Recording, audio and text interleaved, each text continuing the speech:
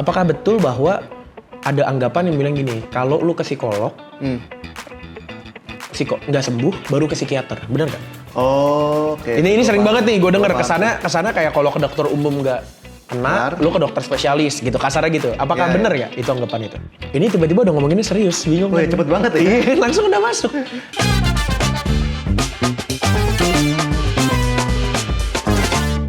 Selamat pagi, siang, sore, dan malam. Saya nggak tahu soalnya kapan kalian nontonnya, gue juga nggak tahu. Kembali lagi bersama gue Dwika Putra. Kali ini kembali di Senang Ngobrol, podcast yang isinya memang cuman ngobrol aja. Yang udah lama nggak ada itu, sekarang udah kembali lagi karena bintang tamunya juga spesial didatangkan langsung dari Bali, Nago Tejena. Selamat sore. Sore, kalau sekarang sore ya. Salaman dulu dong. Ini dipanggil apa? Dokter? Enggak? Oh enggak, kalau psikolog nggak ada panggilan khususnya sih. Jadi Sik. kalau lok gitu ya. Lok gitu ya kan, dokter dok gitu. Kalau psikolog lok enggak? Nggak ada sih sebenarnya. Jadi kayak klien gue tuh manggil gue ya Mas, Ko, Kak, atau enggak nama juga nggak masalah. Mungkin ya waktu di Bandung ya. Oh karena pasti Bandung. Untung bukan Kang ya, kayaknya Kang lebih Beda, lebih tua lagi. Iya. Tapi bentar, ini untuk meluruskan teman-teman di luar sana. Oke. Psikolog kuliahnya psikologi, bener dong? Bener. Lalu abis itu ngambil Keprofesian psikolog. keprofesian psikolog. Beda sama psikiater. Psikiater startnya jadi dokter umum dulu. Dokter umum, Ngambil spesialis kejiwaan. kejiwaan. Itu bedanya guys ya. Ini pertanyaan yang sangat sering ditanyakan. Bingung kan ya? Tapi perbedaan paling gampangnya katanya, correct me if I'm wrong, Iya. psikiater boleh ngasih obat. Bener, karena dia basicnya dokter dan frame berpikirnya yang utamanya adalah secara biologis. Jadi memang mereka boleh memberikan obat. Oke.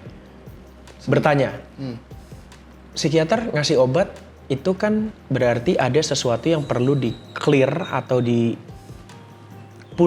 lah ibaratnya secara fisiologis. Betul. Hormonnya, kan ada beberapa, again correct me if I'm wrong, yang gue tahu adalah ada yang misalkan misalnya anxiety gitu. Iya. Ternyata badannya kurang mengalami pembuatan hormon tertentu misalnya atau zat tertentu atau apa sehingga cara berpikirnya berbeda dan lain sebagainya. Kalau psikolog ngelihatnya dari sisi mananya tuh? Go. Jadi kalau kita ngomongin permasalahan manusia secara mental atau kejiwaan, itu biasanya ada 3 point of view. Oke. Biologis, psikologis, sosial. Oke. Jadi biologis ya kayak tadi, kayak kita ngomongin tentang genetic predisposition, kayak kecenderungan genetik orang ini dia lebih mudah anxiety, dia lebih mudah cemas, dan seterusnya. Dia juga kita bisa lihat tentang cara kerja otaknya, hormonnya, dan seterusnya. Itu biologis. Oke. Kalau psikologis itu lebih ngomongin kepribadian. Oke. Extrovert, introvert, atau dia lebih mudah untuk agree sama orang lain, atau dia lebih mudah untuk asserting himself. People pleaser itu People masuk situ ya? pleaser, itu masuknya ke ranah psikologis kepribadian. Dan juga sosial, tentang hubungan kita dengan orang sekitar kita. Kayak pasangan, keluarga, atau masyarakat, dan seterusnya. Kalau psikiater mungkin utamanya lebih ke arah biologis dan juga psikologis. Sementara kalau psikolog, kita juga belajar sih sedikit biologis, tapi lebih utamanya di psikologis dan sosial gitu. Jadi kalau teman-teman psikiater itu bisa ngasih obat, biasanya kalau teman-teman psikolog tuh dia alat tambahannya adalah psikotes. Uji. Uji ya kayak tes IQ, tes kepribadian, tes minat bakat, itu para teman-teman psikolog yang ngelakuin. Oke. Ini tiba-tiba udah ngomonginnya serius, bingung. Wih, cepet banget ya? Iya, langsung udah masuk. Pertanyaan berikutnya sebenarnya gini. Ini gue juga nggak tahu, mau dibilang miskonsepsi boleh, mau dibilang pandangan umum boleh, gue nggak tahu. Apakah betul bahwa ada anggapan yang bilang gini, kalau lu ke psikolog, nggak sembuh, baru ke psikiater, benar nggak? Oh, oke. Ini sering banget nih, gue denger Gua paham. kesana kayak kalau ke dokter umum nggak kena, lu ke dokter spesialis gitu, kasarnya gitu. Apakah Iya, benar nggak itu anggapan itu? Gue rasa ada benarnya. Ada benar. Ada benarnya. Karena permasalahan mental tuh kayak spektrum. Jadi gini, di spektrum paling kanan, lu menemukan orang yang sehat mental. Artinya dia orang yang mampu perform di pekerjaan sehari-hari, moodnya fairly happy, dia punya hubungan yang bagus dengan orang di sekitarnya. Agak ke tengah, lo punya orang dengan masalah kejiwaan. Dia punya isu dengan keluarganya, dia punya 1-2 trauma, dia sulit untuk perform, tapi masih bisa menjalankan rutinitas sehari-hari. Oke, functioning. Functioning, tapi ada problem. Ya. Tapi yang paling kiri itu orang yang sudah punya diagnosis gangguan jiwa. Gangguan jiwa. Ya, tadi kan masalah kejiwaan atau masalah mental atau isu psikologis. Kalau ini sudah gangguan, itu yang kita ngomongin kayak depresi, skizofrenia, bipolar dan lainnya. Semakin kesini itu semakin membutuhkan intervensi obat. Intervensi. Oke. Jadi kalau sudah di sini itu ranahnya psikiater, karena nggak cuma konseling, terapi dan lainnya, tapi butuh juga bantuan obat. Sementara kalau yang sini itu psikolog.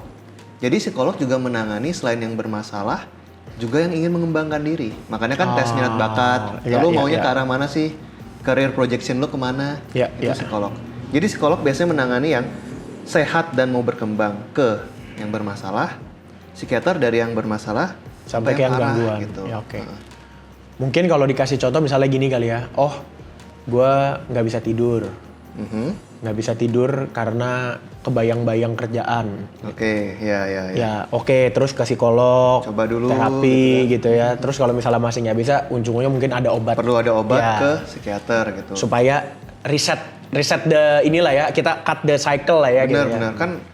Kan mind body connection ya. Kita bisa memperbaiki mind menggunakan body, bisa memperbaiki body juga menggunakan mind. Yang manapun kita coba gitu. Iya, karena yang sering terjadi gitu kan, lingkaran setannya gitu. Gue nggak bisa tidur karena mikirin kerjaan. Karena nggak bisa tidur, kerjaan gue nggak beres. Karena kerjaan gue nggak beres, kerjaan makin banyak, makin kepikiran, makin nggak bisa tidur. Gitu lagi, terus gitu kan. Ya. Harus di break, resign. Dan orang nggak resign ya, jangan cuma resign jawabannya.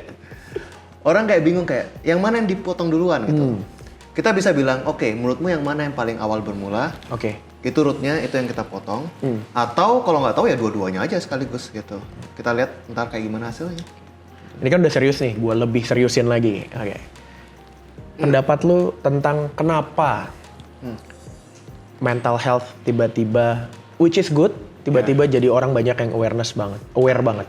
Karena ya to be very honest gitu ya, with no racist tendency or whatsoever, I came from a Chinese background, you came from a Chinese background, and Chinese family lah ya gitu, atau mungkin sebenarnya Asian family sih, parents, ya Asian parenting gitu ya, tiger parents gitu ya, yang segala macem gitu. We tend to don't care about this. Gue inget banget gue waktu kecil gue cengeng. But instead of mungkin dilihat gue ada kenapa, gue ada trauma kenapa, apakah masalah apa segala macem, yang dilakukan keluarga gue dalam tanda kutip itu adalah kayak ih cengeng gitu.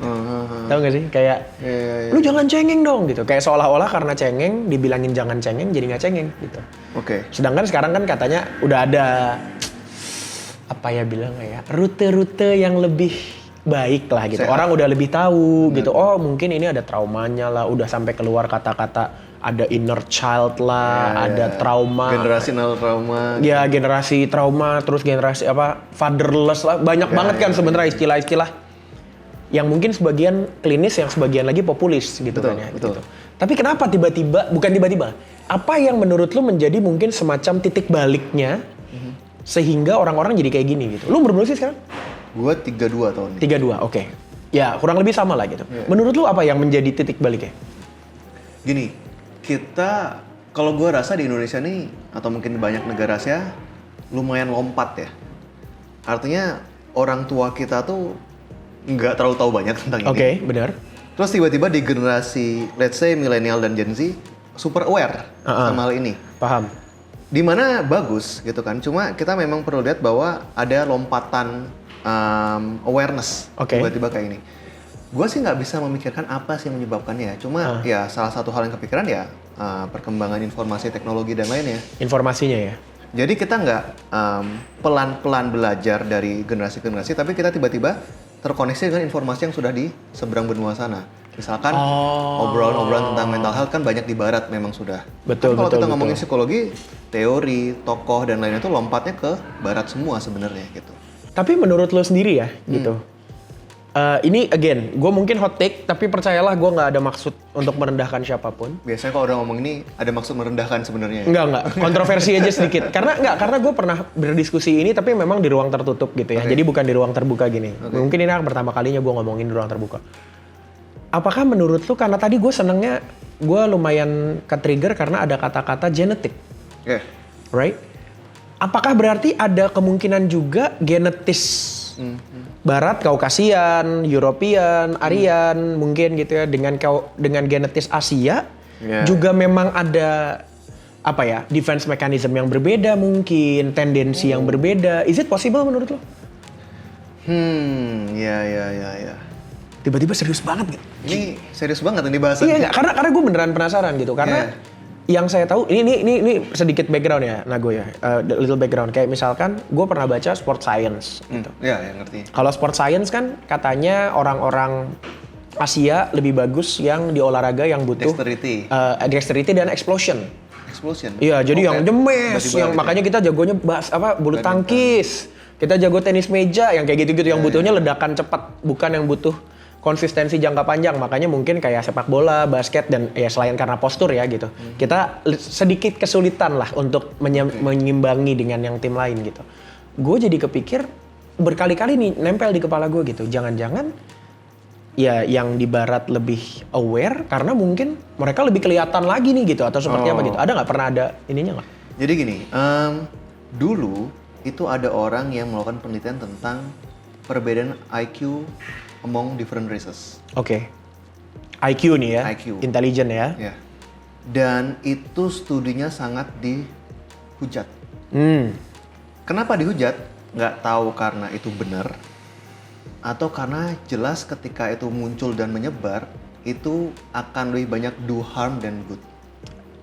Kalau kayak di Indonesia lebih banyak mudaratnya daripada gunanya gitu, manfaat gitu ya. Lo bayangin kalau ada paper yang nunjukin bahwa misalkan nih ras Kaukasian itu IQ-nya paling tinggi. Asia nomor 2 misalkan.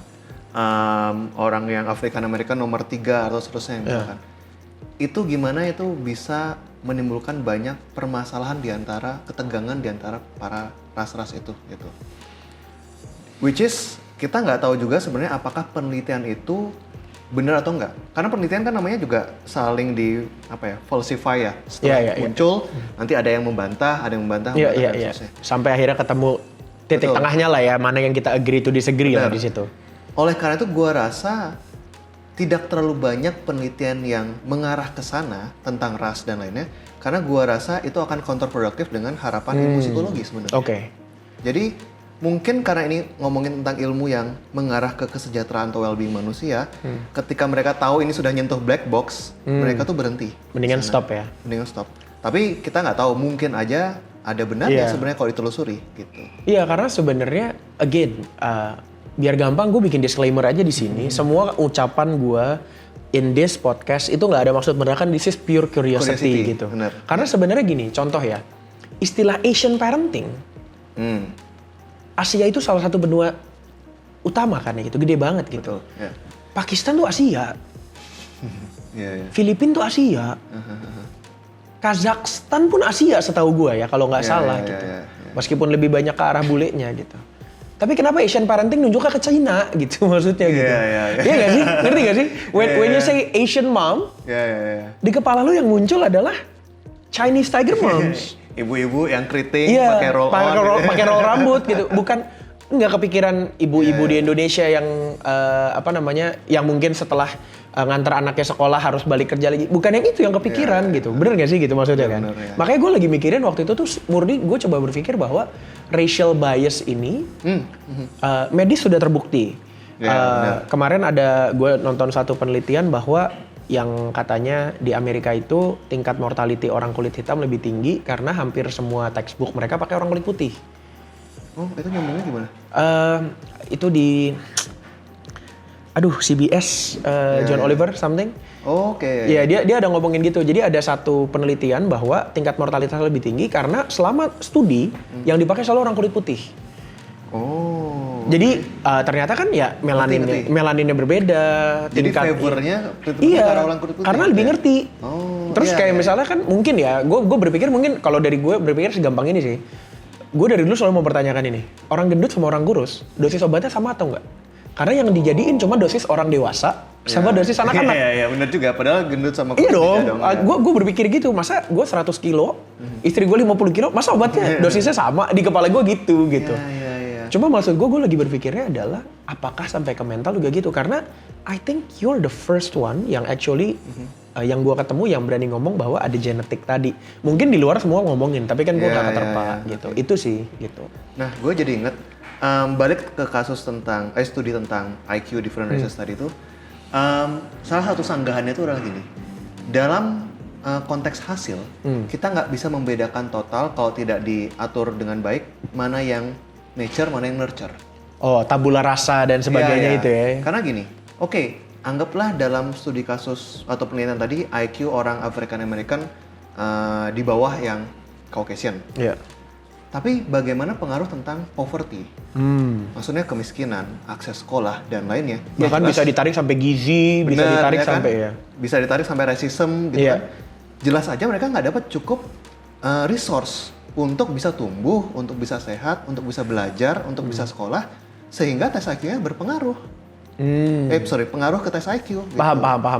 Jadi kita nggak bisa ambil take leap conclusion, padahal ini isunya luas. Multidimensi juga. Benar. Meskipun mereka bilang enggak, ini sudah bebas dari apa sama namanya? Bias dari ini sudah dikontrol variabelnya. Kalau ngomongin manusia susah. Karena umur juga kan, kita kan hidup dari, kita kan generational, makanya disebutnya generational trauma kan. Iya, benar-benar. Ya, again, benar-benar. tanpa bermaksud rasisme, sebagai contoh adalah generasi gue mungkin, generasi kita mungkin salah satu yang masih, yang di transisi tuh. Iya, benar. You're married, right? Gitu, with a kid, right? Gitu. Pasti awal-awal masih ada tuh dorongan-dorongan keluarga untuk harus yang sama-sama seagama, satu ras gitu kan ya. Sekarang mungkin lebih banyak yang open, mungkin gitu. Cuma maksudnya adalah, ya itu kan trauma atau bukan trauma lah ya. Sesuatu yang menumpuk, value yang menumpuk gitu. Betul. Makanya jadi ya teman-teman itu ledekan IQ 78 gitu ya. Itu capek banget gak sih dengarnya sebenarnya gitu. Enggak, karena sebenarnya memang kalau ngomongin studi dan lain sebagainya ya psikologi bagaimanapun gue nggak tahu ini benar atau enggak, cabang atau mungkin ya cabang dari medis lah ya salah satunya ya mungkin. Karena ada sebutan psikolog klinis. Betul kan, which means you're clinical gitu ya. Iya. Jadi mungkin ya memang semuanya kan basing on study, empirik segala macam. Tapi Pak, kalau lu sendiri, kenapa lu milih psikologi sih? Gua tuh dulu sebenarnya nggak pernah kepikiran jadi psikolog sebenarnya. Oke. Gua awalnya hampir jadi arsitek. Kayaknya waktu SMA, kelas 1, kelas 2 tuh gue berpikiran dengan in mind kayak gue masuk university, masuk arsitektur. Tapi menjelang nulis itu gue lupa dulu apa ya, PMDK ya namanya ya. Iya, PMDK. Kalau sekarang gue nggak tahu istilahnya. Undangan ya, SNMPTN. Udah nggak tahu lah. Intinya jalur undangan ya guys, PMDK itu. Waktu disuruh milih, gue mikir anjir kalau gue arsitek nih, tidur gue gimana nih? Gitu. Masuk akal. Kayak gue ngerasa kualitas tidur gue penting, aduh jangan arsitek deh. Terus gue lihat di Bali tuh baru banget ada prodi psikologi. Itu masih baru banget. Universitas mana dulu? Udayana S1-nya. Unut, oke. Unut, S2-nya Pajajaran di Bandung. Oke. Di Bali tuh baru banget, gue tuh angkatan kedua waktu itu. Anjir nih psikologi baru, menarik kayaknya. Udah gue pilih aja. Gue pilih psikologi karena menurut gue itu sounds menarik aja sebenarnya. Jadi bukan dengan alasan mulia ya, saya ingin bantu orang gimana. Ya meskipun mungkin outcome-nya kayak gitu, tapi pure curiosity juga sih sebenarnya. Gue selalu tertarik dengan orang-orang yang apa ya kayak tadi gitu. Kasarnya you study di bidang studi yang nama profesinya langsung ada di jurusannya gitu. Arsitektur, arsitek gitu. Dokteran, dokter gitu. Kan berarti lu dari awal udah kayak no, I'm not gonna be anything else. This is what I want to be gitu loh. Terikat secara profesional. Langsung profesi gitu kan. Maksudnya kan kalau kayak lo anak mana? Ekonomi. Mau jadi apa? Ekonom. Nggak semua. Macam-macam bisa. Anak finance nggak semua jadi orang finance. Ada juga yang jadi sales bank. Ya finance sih. Technically finance. Iya makanya itu sih yang gue penasaran. Terus keluarga lo gimana waktu lo bilang mau itu? Gue cukup yakin keluarga lo nggak ada yang psikolog. Nggak ada lah. Nah, gimana pendapat keluarga lu waktu lu tiba-tiba bilang pengen masuk psikologi, Pak? Jadi sebenarnya gini, meskipun keluarga gua nggak ada yang psikolog, tapi bokap gua lumayan cukup deket dengan dunia pikiran. Artinya gini, bokap gua tuh guru meditasi. Jadi keluarga gua punya pusat pelatihan meditasi, namanya Bali Usada. Lu pernah dengar? Tahu. Gue pernah dengar. Iya, terkenal berarti. Iya, gue pernah dengar. Karena gue beberapa kali ke Bali kan bawa teman-teman dari luar gitu. Pernah dengar. Iya. Bali Usada lebih terkenal di Jakarta dibanding di Bali kayaknya. Karena orang-orang stresnya banyak di Jakarta, terbang pindahnya ke Bali. Iya. Untuk ikut itu. Jadi kita tuh punya kayak silent retreat 7 hari 6 malam, nggak pakai HP, nggak ngomong, nggak menulis, nggak membaca, pure belajar meditasi. Kayak healing lah sebenarnya gitu. Gue pernah ikut yang 3 hari tapi bukan di Bali Usada. Iya. Oke. Lain kali ikut berarti. Semoga klien-klien saya minta maaf ya. Jadi bokap gue sudah nggak asing dengan dunia how mind works. Ya tentu dengan framework meditasi ya, dengan frameworknya dia. Tapi itu suatu hal yang dekat sama dia dan ya technically dia juga healer ya. Meskipun itu ke arahnya traditional healer gitu. Jadi ya berada di skup bidang pekerjaan ini bukan suatu hal yang aneh sebenarnya. Got it. Tapi memang gue lebih yang arahnya lebih, kalau dia kan ya tradisional, alternatif, kalau gue lebih yang profesional dan lebih ke arah scientific sebenarnya gitu. Nyokap lebih ke ibu rumah tangga sih. Sama dia juga bantu operasional dari program kami kayak biasalah kita kan retreatnya lumayan intens ya. Setahun tuh ada 40-an kali retreat. Hampir seminggu sekali ya? Hampir seminggu sekali. Jadi nyokap juga ngurusin staff-staff, makan-makanan, yang kayak gitulah ibaratnya. Oke. Interesting. Terus, what do you think about that? About the silent retreat? Karena lu bilang lu lebih kayak yang scientific. Ya. Gak apa-apa om, gak usah nonton ini om ya. Tapi gue sudah jujur sih ke bokap gue. Bahwa lu ngerasa? Gue ngerasa ada part dari Bali Usada atau meditasi ini yang gue suka, gue demen dan gue bisa align buat diri gue. Tapi ada yang menurut gue it's not for me gitu. Itu bagus kalau untuk para murid-muridnya, para partisipan kami dan sangat helpful. Tapi kalau gue ngerasa itu nggak 100% gue. Ya jelas lah, ini kan berangkat dari bokap gue. Bokap gue perintisnya. Jelas itu nggak mungkin 100% gue. Tapi gue udah ngobrol sama bokap gue. Kita udah ngobrol kayak, ya bagaimanapun juga ini kan usaha keluarga, which means akan dihibahkan ke gua untuk diurus. Tapi gua udah ngobrol sama dia, gua akan bantu dari segi manajemen operasional dan lainnya. Tapi gua akan bantu juga untuk mereka nyet up kurikulumnya biar rapi, sistematis. Tapi untuk tampil sebagai pengajar gua enggak. Gua lebih stick dengan ini dan gua rasa untuk gua tampil di 2 tempat dengan sama-sama menunjukkan sebagai seorang healer atau gimana. Tapi dengan 2 approach yang berbeda ya. Betul, itu kontradiktif pasti. Oleh karena itu gua bilang, itu bukan kayak ini nggak cocok, ini salah, ini benar enggak, tapi lebih kayak nggak cocok. 2 approach yang berbeda. 2 approach yang berbeda dan akan nyampe di mata audiens tuh beda gitu. Makanya gua prefer Pak ini gua bantuin ini, gua rapin ini, tapi kita atur supaya yang tampil bukan gua, tapi gua bantu. Sementara gua yang eksplorasi expertise gua untuk healing itu di psikologi. Oke. Lu kalau stres ngapain? Ke psikolog. Beneran nggak? Beneran. Lu ada psikolog lu juga? Gua ada, ya nggak rutin banget sih. Paling ya setahun, kadang belum tentu. Setahun sekali 2 kali mungkin. Cuma kayak occasional check up. Membantu mengurai keruwetan kepala gue. Tapi selain ke psikolog ya gue juga ya pada umumnya lah gue main sama anak gue baca komik, main game, kayak gitu aja sih sebenarnya.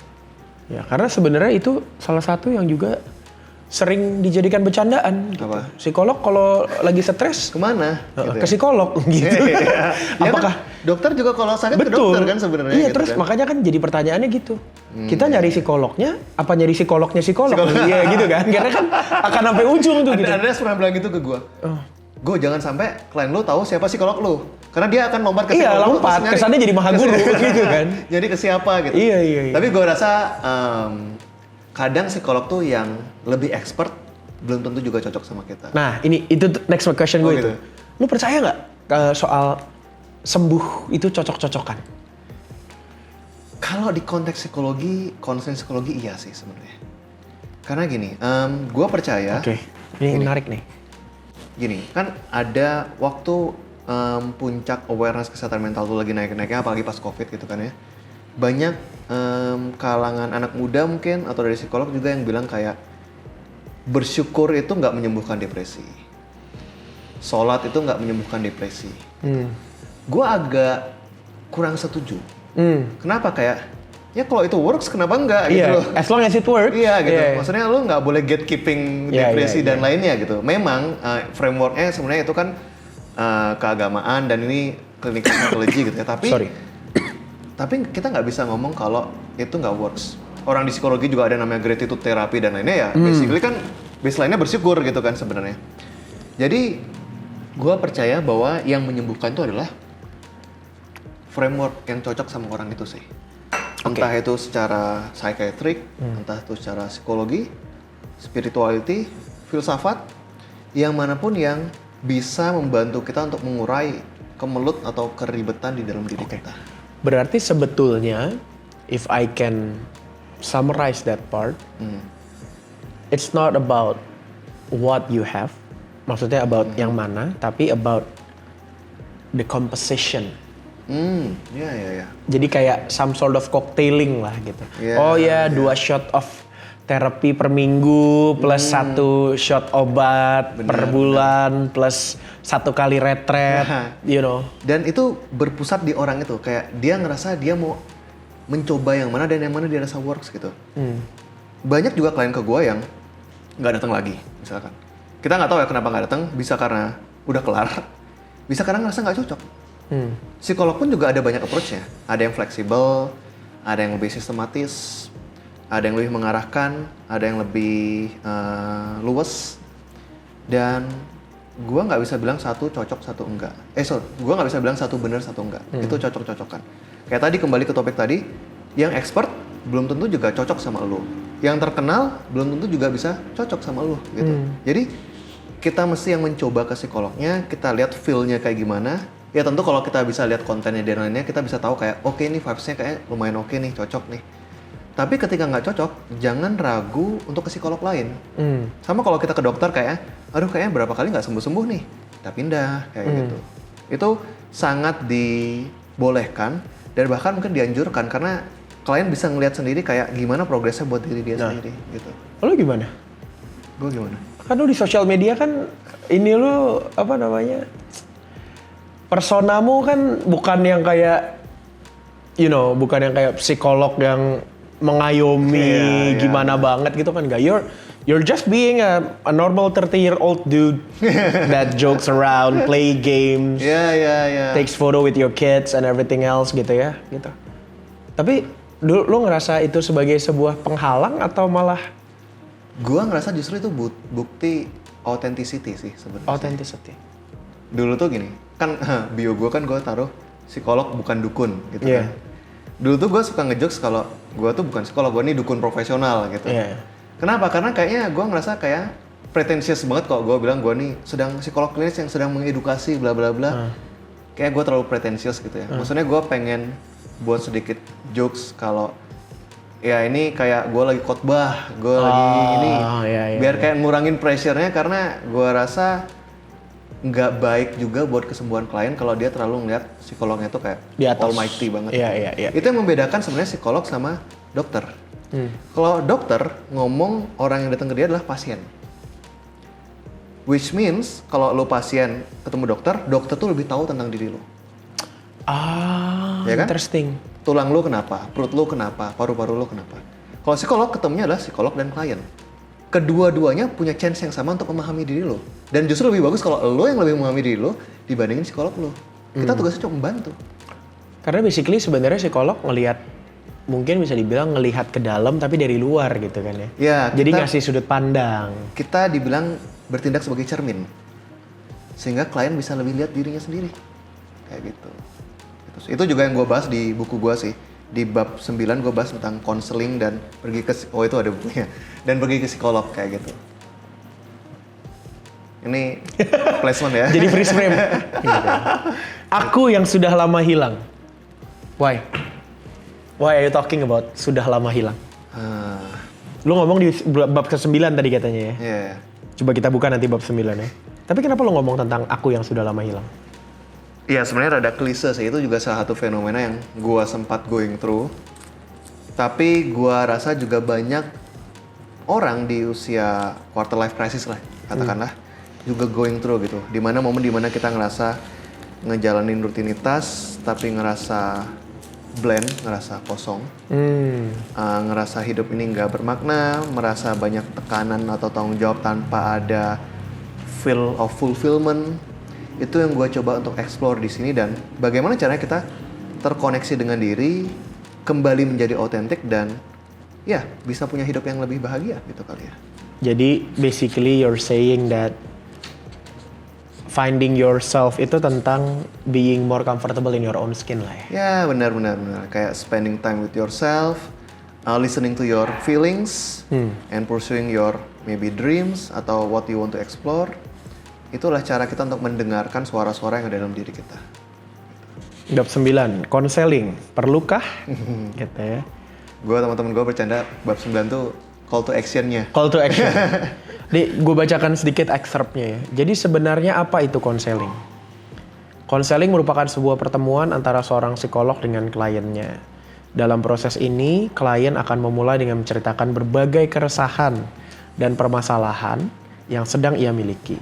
Selanjutnya, psikolog memfasilitasi proses penguraian masalah tersebut serta memandu arah penyelesaiannya. Basically kayak ini ya. Apa?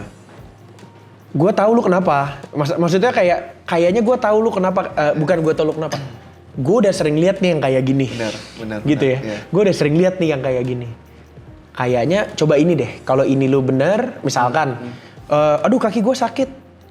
Coba nendang bola deh, sakit gak? Kalau sakit mungkin ke otot. Kalau misalnya nendang bola gak sakit, dipegang aja udah sakit, mungkin tulang. Kasarnya mungkin gitu. Gitu. Kayak gitu, tapi kadang mungkin lebih soft lagi. Jadi kayak misalnya klien datang, oke, tau lah misalnya kurang lebih kayaknya kalau cerita kayak ini ke arah mana gitu. Tapi akan lebih bagus kalau dia sendiri yang tahu. Meskipun gue udah tahu kayaknya, kemungkinannya. Oh, saya kayak gini, saya jadi ngerasa nggak nyaman. Gitu. Kalau menurutmu kenapa gitu? Jadi biar jawaban itu dari dia. Kenapa? Kalau jawaban dari gua itu gampang mental. Iya. Kayak Defensif. Kayak kita dengar guru di sekolah dibandingin kita ngulik sendiri di rumah, lebih nangkep yang mana gitu kan. Nah, psikolog tuh tugasnya adalah untuk fokus ke proses yang ngulik sendiri itu. Jadi kayak menurut lo kenapa? Oh, kayak ini gara-gara gue punya ganjelan. Kemarin tuh gue bertengkar sama nyokap gue. Oh, gimana ceritanya? Gini. Dia cerita, terus hubungannya sama yang tadi kayak gimana? Gitu. Meskipun gue bisa kebayang apa sih linkage-nya, apa sih koneksinya, tapi gue berusaha untuk dia yang ngomong itu. Nah, ini menarik nih. Gue bukan psikolog, clearly. Oke. Right? Tapi generasi kita itu nempel dengan satu frase, satu kata yang sangat mengena. Curhat. Dan gue sering terkena curhat oleh orang. Mungkin, ya gue nggak tahu lah gitu. Somehow gue jadi tempat sampahnya aja mungkin gitu kadang-kadang gitu ya. Cuma gue membiasakan juga untuk milih dalam arti mana yang pas curhat gue kasih solusi. Mana yang emang gue fan the flame aja karena dia cuma butuh tempat keluar. Betul, gitu kan. Betul. Nah, what if misalnya nih contoh ya lu cerita sama gue, oh iya nih Dwik gue gini. Di kepala gue, oh ini kayaknya nago A nih. Gue biarin deh sampai dia ngomong sendiri. Terus lu ngomong kesimpulannya B gitu. Tugas lo sebagai psikolog tuh membetulkankah atau gimana kan misalnya gitu ya. Iya gue kemarin berantem sama istri gue gini kenapa? Iya karena istri gue tuh bodoh. Ternyata kesimpulannya sampainya ke situ gitu. Padahal sebenarnya lu tahu oh ini mah karena dia ngerasa nggak dihargain misalnya gitu ya. Iya kan seringin kayak gitu ya. Enggak itu mah karena dia bodoh gitu. Jadi kesimpulannya salah. Iya ketika dia keluar nih yang sendiri tapi malah jadi belok gitu. What do you do as a psychologist? Gua bantu dia untuk rethinking itu lagi. Gue nggak menyalahkan itu, tapi bantu dia rethinking itu lagi. Kayak misalkan kita ngambil kita ngomong tentang apa namanya ya. Misalkan gini, dia ngomong tentang pasangan dia. Entah itu suami atau istri atau mungkin masih pacaran. Dan gue lihat, ini mah kayaknya bakalan cerai deh gitu misalkan. Tapi dia bilang, gue akan masih coba. Gitu. Meskipun gue tahu kayaknya berujung sia-sia karena pasangannya doesn't seem to be interested in fixing this relationship. Gitu kan. Oh, satu arah. Ya. Terus gue akan nanya kayak, oke, kita mau coba. Tapi menurutmu sampai kapan? Gitu. Jadi kita beri dia ruang untuk membuat keputusan atau kesimpulan yang quote-unquote salah. Tapi kita juga memberikan batasan dia untuk memikirkan kapan ternyata itu tuh tidak benar. Sampai kapan kita mau nyoba? Ya mungkin gue coba berusaha 1-2 bulan. Berarti kalau beda itu, ya kayaknya sudah nggak ada gunanya lagi diselamatkan hubungan ini. Dia sendiri yang ngomong gitu. Jadi kita nggak boleh langsung membenarkan, karena itu juga akan menghalangi proses dia untuk menjawab suatu hal. Gitu. Kita akan biarkan, ya sama kayak kita mungkin mentoring orang atau orang magang dan lainnya. Kita biarkan dia punya ide, kita biarkan dia punya keputusan, plan dan lainnya, tapi kita bantu setir pelan-pelan. Tapi kita nggak boleh memadamkan api semangat untuk punya conclusion, punya pilihan dan lainnya, kayak gitu. Interesting. Oke. Tapi itu tricky sih memang karena lebih sederhana kita ngasih tahu sebenarnya, lebih mudah gitu. Meskipun gue yakin ada di sini gitu ya. Jawabannya. Tapi gue mau minta jawaban dari lu gini. Umur gue 35. Gue pertama kali ke psikolog umur gue 30.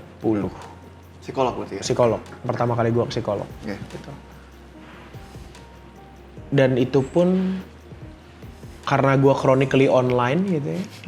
Jadi gue keterpa cukup banyak dan karena gue juga ya seperti yang tadi gue sudah sempat cerita, gue terdiagnose dengan salah satu gitu, disorder lah gitu ya. Sehingga gue kalau lagi nyelemin sesuatu tuh bisa lompat sono sini dan nyelemnya dalam banget gitu. Rabbit hole. Iya, dan akhirnya gue waktu itu sampai kepada keputusan, I gotta meet an expert. This is not something that I can solve by any means. Maksudnya, ya pada saat itu kedukaan lah gue gitu. Oke.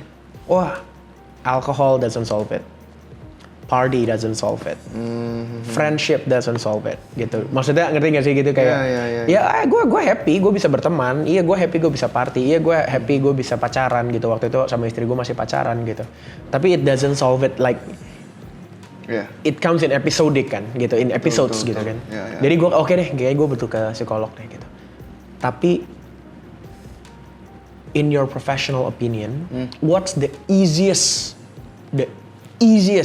self check yang bisa dilakukan bahwa lu mungkin harus mulai mempertimbangkan pergi ke psikolog. Ke psikolog. Okay.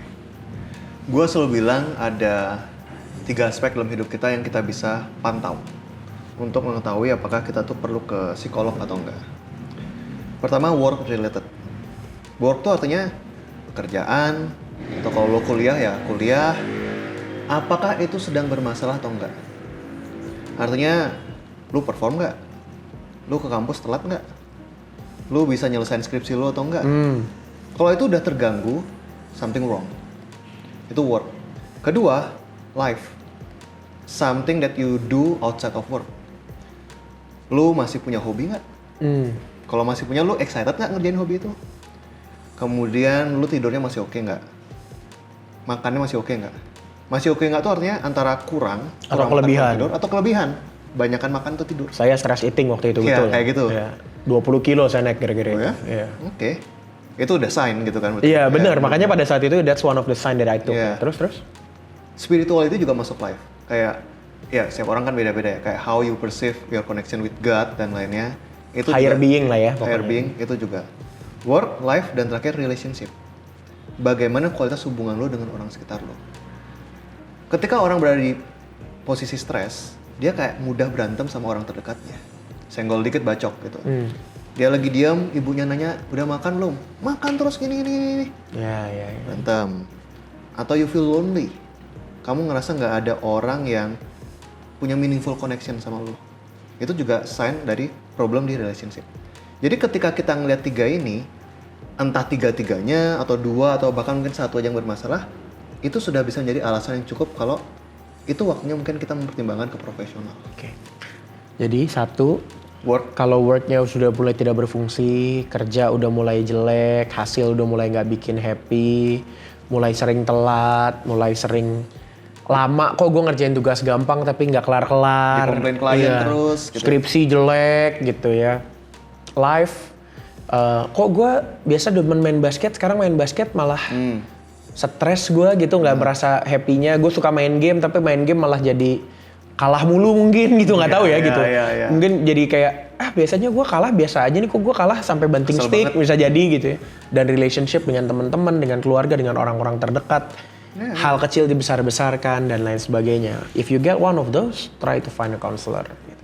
Nah, counselor sama psikolog beda gak sih? Wah, beda. Kalau dan bedanya itu di Indonesia juga perbedaannya ada, di luar negeri juga perbedaannya ada. Jadi kalau konselor itu mereka ngikutin kayaknya ada program studi bimbingan konseling ya kalau nggak salah ya. It's a thing. Yang kayak di sekolah-sekolah itu kan bimbingan konseling tuh, guru BK. Ya kayak gitu. Ada prodinya gitu. Meskipun juga ada sih S1 psikologi yang akhirnya masuk ke BK gitu kan. Betul. Tapi kalau gua rasa, gua nggak tahu ya, gua belum pelajari secara intensif, tapi teman-teman yang di konselor di bimbingan konseling itu biasanya dia lebih on the bright side, positive side, mungkin dia lebih bagus untuk nanganin kasus per kasus yang kontekstual banget. Jadi kayak mungkin permasalahan keluarga atau permasalahan putus sekolah, mereka mungkin frameworknya banyak di kasus ya. Gitu. Tapi kalau psikologi kita nggak hanya ngomongin tentang kasus, tapi kita ngomongin tentang kepribadian di belakangnya juga. Gitu. Jadi kadang kalau klien datang ke gua, kita nyelesain satu case nih. Tapi ketika nyambung ke case 2, kita punya framework, nih orang ini dengan personality kayak gini, punya kasus pertama kayak ini, kasus kedua kayak ini, apa koneksinya?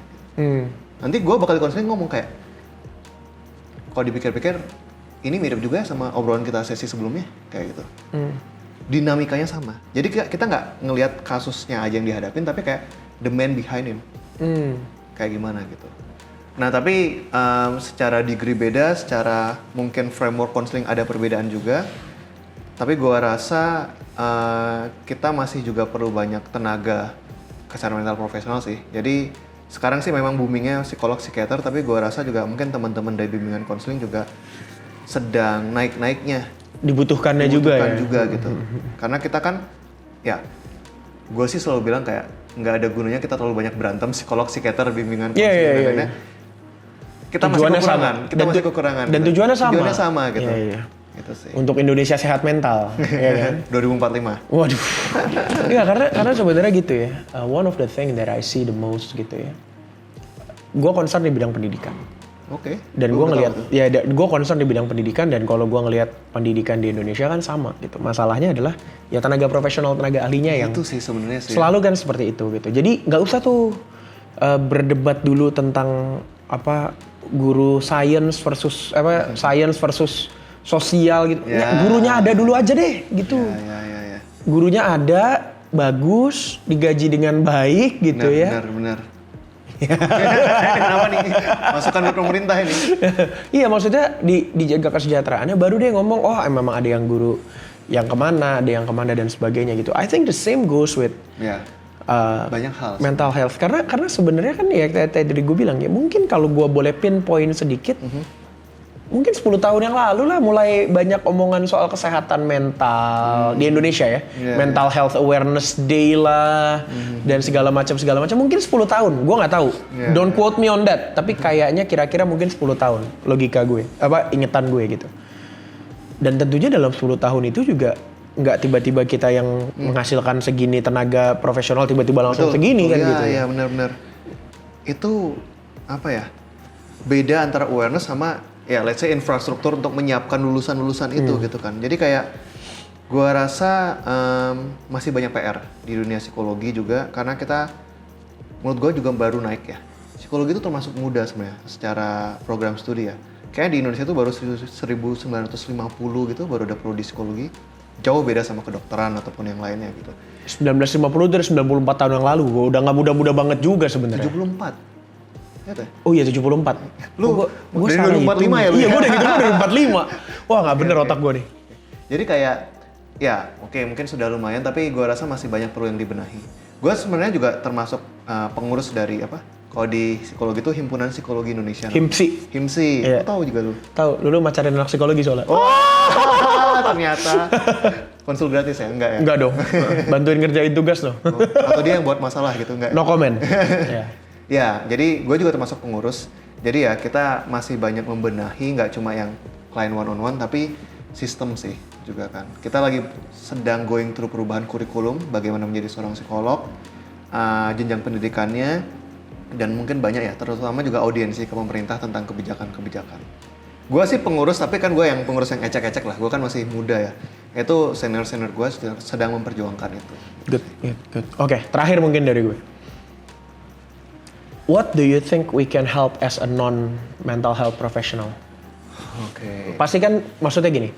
Kalau gue sekarang gue aware, gue peduli, gue juga merasa gue ada disorder tadi yang gue bilang dari sudah terdiagnose dan kita sudah mencoba nge-solve itu dan lain sebagainya. Tapi kan gue nggak mungkin tiba-tiba gue kuliah psikologi lagi lalu ngambil S2 psikolog terus membantu gitu. I want to help, but in what capacity? Yang lo harapkan dari kami yang orang biasa tapi peduli ini tuh apa sih yang lo harapin sebenarnya? Dulu senior gue tuh pernah bilang, yang namanya psikologi itu selama ada manusia kita bisa masuk. Ilmu psikologi sama membantu siapapun dalam konteks apapun selama bidang itu ada manusianya.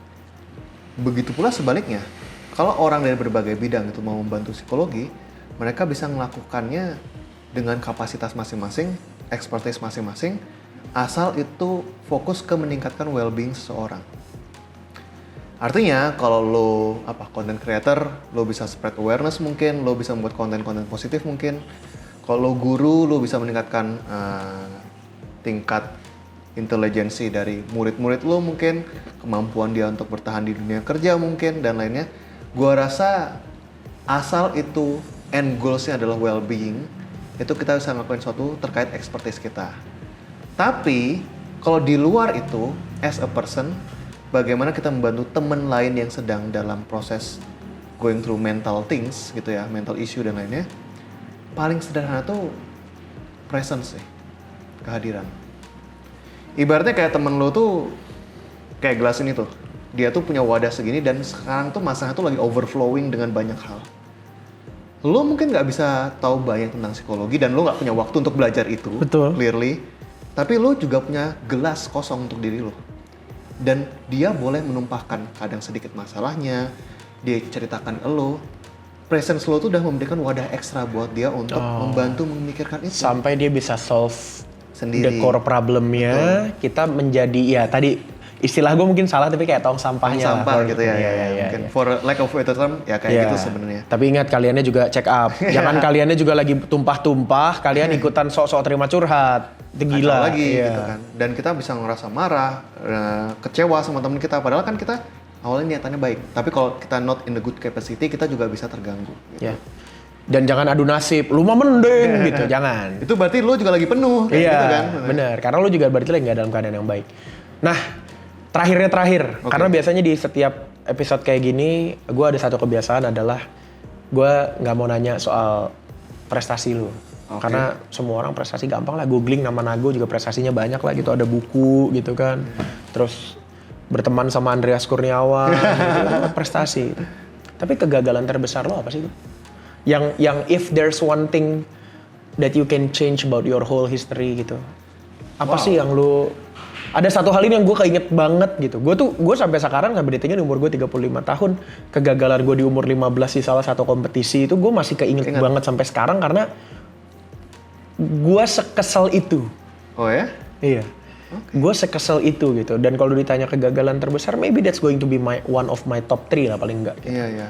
Apa kegagalan lo? Kalau boleh, supaya kita bisa belajar kan gitu. How you Gua ada 2 sih kebayangnya sih. Satu mungkin nggak exact spesifik, tapi satunya spesifik. Yang spesifik dulu kali ya. Gua tuh waktu daftar S2 atau psikologi profesi, itu pilihan itu ada 3 yang top di Indonesia. UI, of course, Pajajaran, UGM. 3 itu. Dan gue doesn't matter gue masuk yang mana. Gue mikirnya kayak itu. Sebenarnya kalau klinis memang Pajajaran yang oke. Tapi kalau secara nama top UI dong. Iya. Gue daftar UI. Seleksi 1 lolos, seleksi 2 enggak. Itu one of the first rejection that I have in my life kayaknya. Karena sebelumnya lurus-lurus aja. Ya, nah karena sebelumnya lurus-lurus saja, itu kayak one of the biggest rejection yang gue terima gitu. Ya, tapi untuk melihat on the bright side, mungkin betul juga para selektor UI ngeliat gue secara pribadi mungkin gak cocok juga dengan approach mereka. Karena kalau kita di psikologi, seleksinya juga ngeliat kepribadian. Anak ini kepribadiannya cocok nggak dengan sistem di sini gitu. Setelah masuk Unpad, gue ngerasa ini gue banget sih dengan diri gue kayak gini dan seterusnya gitu. Entah ini justifikasi atau benar atau enggak, tapi gue ngerasa sangat grateful di Unpad gitu. Tapi ya rejection namanya pasti hurts di awal itu. Gitu. Nah nyambung ke kegagalan yang kedua, kan tadi lu bilang kayak sebelumnya lurus-lurus aja. Gue ngerasa hidup gue juga lurus-lurus aja karena I'm not taking enough chance. Oh, the road less taken nggak ambil. Gue anak yang baik, anak yang penurut-penurut aja, anak yang nggak pernah keluar jalur, dan hidup gue lurus-lurus aja. Tapi gue ngerasa mungkin kegagalannya adalah gue nggak ngambil terlalu banyak resiko. Yang mungkin somehow gue rada sesali sekarang kayaknya. Coba dulu gue nyobain. Iya, gitu. coba dulu gue punya keberanian untuk ngomong kayak gini. Mungkin dulu gue punya keberanian untuk mencoba ini dan lainnya. Mungkin gue sudah lebih quote-unquote maju dibandingkan sekarang gitu. Tapi ya mungkin itu sih salah satu hal yang gue sesali. Gitu sih. Oke. Tiba-tiba serius lagi kan? Nambah sejam lagi nih. Aduh, nggak bisa nih sayang ini. Tapi oke. Nago, thank you banget buat kalian yang belum beli. Ini masih ada di toko buku? Ada di toko buku. Aku yang sudah lama hilang. Ada 180 halaman lebih. Dan ada QR code-nya juga. Dikasih lihat dikit. Dan itu ini mungkin salah satunya mungkin tentang ya perjalanan mengenal diri dengan lebih baik ya. Supaya kalian juga tidak menjadi kaum yang adu nasib ya gitu. Mendingan lu, masih mendingan lu kayak gitu. Jangan gitu ya. Tapi untuk tahu diri sendiri. Nago, thank you banget sudah mau datang. Sudah mengundang. Terima kasih banyak. Kemarin habis dari podcast Radit, sekarang ke podcast kita yang followernya ya levelnya kayak sama tapi muternya berapa kali gitu selisihnya gitu ya. Jadi gue thank you banget udah mau datang, kita ngobrol udah cukup lama, mungkin beberapa tahun akhirnya ketemu pertama kali. Thank you banget juga buat yang udah nonton. Mau subscribe boleh, enggak juga nggak apa-apa. Kita harus grateful katanya gitu. Yang penting udah ditonton dia udah happy gitu ya. Sampai ketemu mungkin di Senang Ngobrol episode berikutnya. Kalau kalian mau diskusi di bawah boleh, tapi nggak usah galak-galak. Seperti disclaimer tadi, nggak ada maksud merendahkan siapapun, murni curiosity. Kalau ada yang salah-salah, gue juga mohon maaf. Nanti kita bisa diskusi di kolom komentar. Thank you banget. Sampai jumpa di episode berikutnya. Bye. Terima kasih sudah nonton video dari Studio Senang Karya dari awal sampai habis. Tolong klik subscribe, klik notifikasi atau nyalakan lonceng biar dapat notifikasi saat kami upload video. Bantulah anak-anak kami di Studio Senang Karya untuk bisa outing ke Pondok Indah Mall. Tonton video lainnya di sini.